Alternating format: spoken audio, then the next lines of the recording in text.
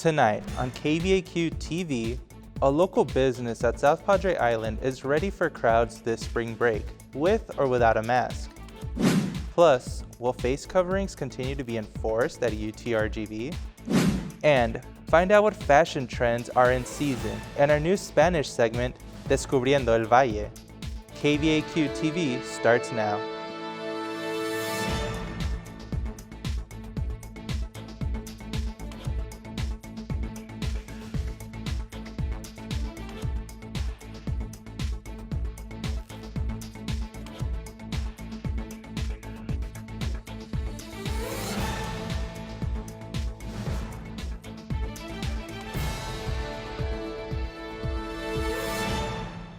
Hey there, vaqueros. Welcome to another edition of KVAQ-TV. I'm Hector Tames. Today is Monday, March 15th, and at the top of the hour.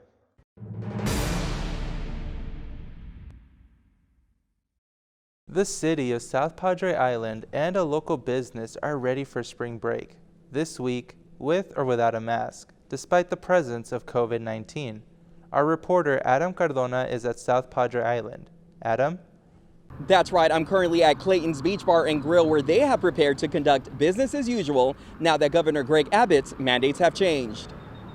Now a year later, the governor opened the state back up, so we're going to follow suit. Our employees will most likely still wear masks, but the patrons, they don't have to wear masks. Owner of Clayton's Beach Bar and Grill, Clayton Brashear, says they are ready to entertain their visitors now that they are open at 100% and no longer have a mask requirement.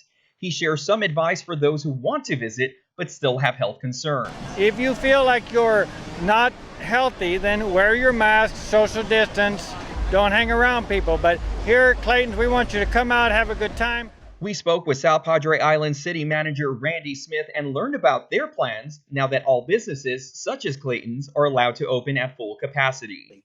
We know with Texas opening up, some people are going to get a little energetic, and so we do feel, and we have relaxed on our beach rules a little bit because it's just the right thing to do when we fall in line.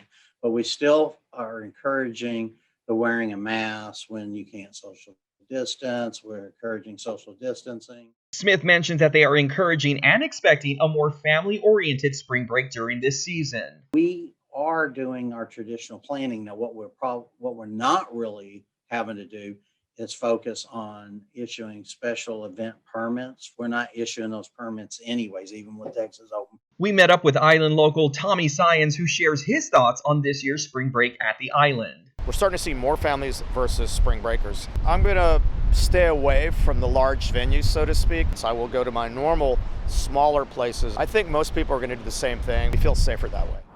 City Manager Smith states that one of the main concerns this spring break is house parties. He shares they have short-term rules and laws in place to regulate any parties that are out of control to keep everyone safe. Reporting in South Padre Island for KVAQ-TV, Adam Cardona. Right now, UTRGV is monitoring the number of faculty, staff, and students who are expected to receive the COVID-19 vaccine. This an effort to determine if campus will offer more face-to-face classes or remain online. At UTRGV, face coverings and social distancing protocols will remain unchanged this spring semester. This despite Governor Greg Abbott's latest executive order, which does not require people to wear face coverings and allows establishments to open at 100% in some areas. UTRGV President Dr. Guy Bailey says that the university is preparing for a summer that is expected to consist of mostly online classes. But he adds that there is possibility that could change, depending on the number of vaccinated faculty, staff, and students in the UTRGV vaccine portal. We need to make sure that the campus is substantially vaccinated and that we have immunity in our community before we come back to campus. President Bailey says that the university will look into the vaccination numbers on the UTRGV vaccine portal during the months leading into summer to determine if it's safe to lift some classroom restrictions such as the capacity in classrooms for the upcoming summer semesters. He says that he hopes that most of the UTRGV community will be vaccinated by summer. Fall will probably look more normal than last fall, certainly. Will we be 100% back? I can't answer that question yet because I really don't have all the information yet. UTRGV Associate Vice President for Marketing and Communications, Petra Gonzalez, says that the university is planning on offering more face-to-face classes for the upcoming fall semester. Gonzalez says that parking on campus will remain free for this semester, but it is still too early to determine if it will change for the summer and fall semesters. Gonzalez also explains that UTRGV is prepared to resume virtual classes if it is not safe to lift some restrictions, and adds that they plan to offer more relief packages for the upcoming semester. We are currently working on the distribution plan of those funds for our students, and we're excited to announce those as soon as they're done. Reporting for KVAQ-TV, Hector Tames. At this hour, the search for more vaccines for teachers in Cameron County is ongoing. Public school officials are continuously reporting new numbers of teachers still waiting to be vaccinated. Here's our reporter Yaneli Hernandez with more. Cameron County is ramping up its efforts to vaccinate teachers. San Marino CISD teacher Isabel De La Cruz says teachers getting vaccinated can be the next step to bringing more students to campus. Teachers knowing that they're vaccinated and they're protected, they'll be also more willing to welcome more students into their room and be okay with it. Cameron County Health Administrator Esmeralda Wajadros says teachers getting vaccinated can educate students on getting the COVID-19 vaccine. Teachers serve as an outlet, as a means to communicate to children. Children go home with what they learn from the teachers. And so the teachers are explaining to children about personal hygiene, social distancing, wearing a mask, and now the vaccine. That's going to help us in the long run. Parents like UTRGV communication lecturer Marcy Zamora McQuillan worry about their children attending school and their mental health being affected along the way. McQuillan says she experienced this past year with her older daughter Zoe. She believes getting teachers to be vaccinated can allow more focus on students physically and mentally. You have to be 16 or older in order to get this vaccine. My daughter's covered, but the younger ones, of course, I'm worried about them. McQuillan recalls a scenario which she believes is similar to vaccinating teachers. To me, it's that whole idea of, when you get on a plane and you have a kid and you get told, put the oxygen mask on yourself if you need to first, and then on your child. Because if you put it on your child first and then something happens to you, you're not there to help. And so that kind of crosses my mind. You've got to do that with teachers too. You need to give them their oxygen so that way they can help the children. McQuillan adds that she hopes that when schools meet back in person, more counselors are hired for the sake of not only the students' mental health, but the teachers as well. For KVAQ-TV, I'm Yaneli Hernandez. Now, in this week's police reports.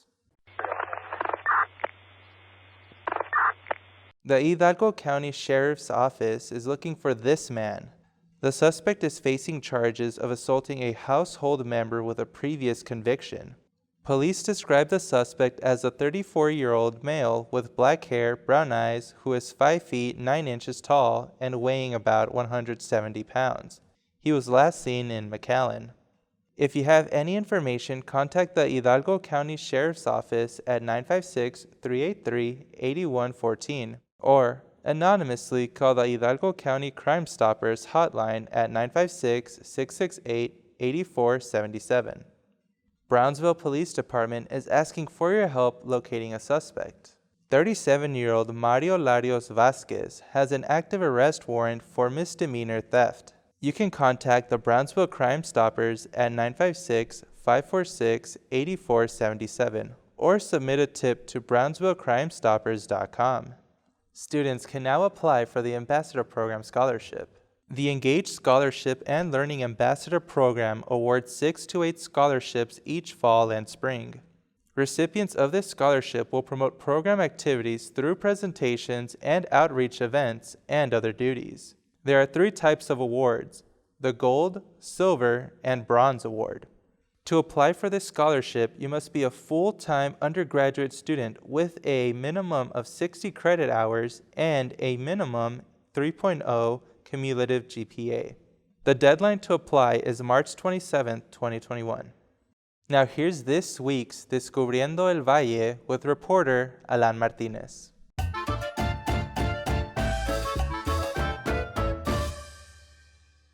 Muy buenas tardes a usted en casa, les saluda con muchísimo gusto Alan Martínez. Decidimos hacer una inmersión más profunda aquí en nuestra región para descubrir los colores en tendencia para la primavera 2021. A medida que la temporada de invierno comienza a terminar, nuestra atención en el vestuario se dirige a descubrir lo que sigue en la moda para la temporada de primavera. Estilista personal ELSA MEDINA, de 26 años, nos comparte unos consejos en relación con la ropa de mujer, para poder incorporar de manera creativa y personalizada en cada uno de tus outfits. La primavera empieza el 19 de marzo y los colores que se van a usar mucho en la primavera son los colores pasteles, los colores neutrales y las combinaciones con el amarillo y el gris o el amarillo y el color chama. MEDINA menciona que los accesorios son importantes en los vestuarios. Ella dice que es una manera de lucir un outfit completo. Los accesorios que no pueden hacer falta en tu closet esta primavera es la bolsa amarilla, la bolsa blanca. Vienen mucho las bandanas, así como la que tengo puesta. También vienen mucho las botas blancas, vienen mucho los blazers con hombreros, vienen mucho también los accesorios azul rey que hagan pop. Viene mucho eso, también vienen mucho las bolsas que tengan como fringe, que son como con tiritas colgando. Espero le haya puesto mucha atención a ELSA, ya que pudimos visitar un boutique local, Agatha Fashion. Así usted puede combinar los colores y accesorios con las tendencias de ropa más favorables para la primavera. Gerente de Agatha Fashion Boutique, Jacqueline Luna, menciona que las tendencias de ropa varían dependiendo del clima. Es por eso que ella recomienda nuevos estilos. Bueno, ahorita lo que más pide el cliente, además porque viene el calor, son vestidos cortos, los rompers, que son shorts un poquito más corto también, y los jumpsuits, pero sin lo que es sleeve. Luna menciona que las mejores tendencias de primavera y las mejores compras son defendidos por los clientes.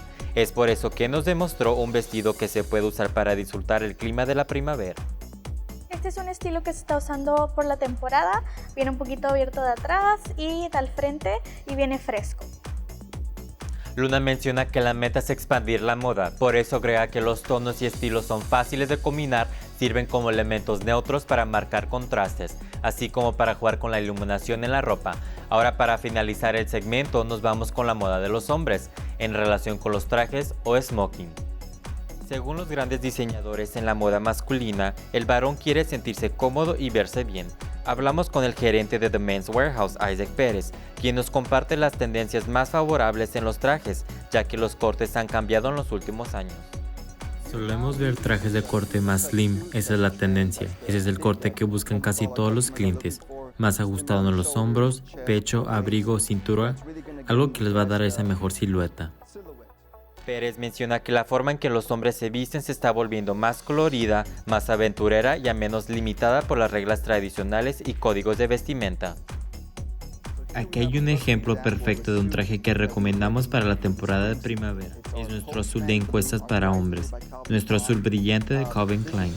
Este es el ejemplo perfecto de un traje que puedes vestir con colores más brillantes. PEREZ agrega que siempre es bueno ofrecer una ayuda para seguir evolucionando la moda de los hombres. Las tres fuentes aconsejan al Valle del Río Grande confianza, ya que dicen que es la mejor manera de lucir un vestuario. Es todo para el día de hoy, nos vemos en la próxima. That's all we have for you today. For KVAQ-TV, I'm Hector Tamez. See you next time and have a safe spring break.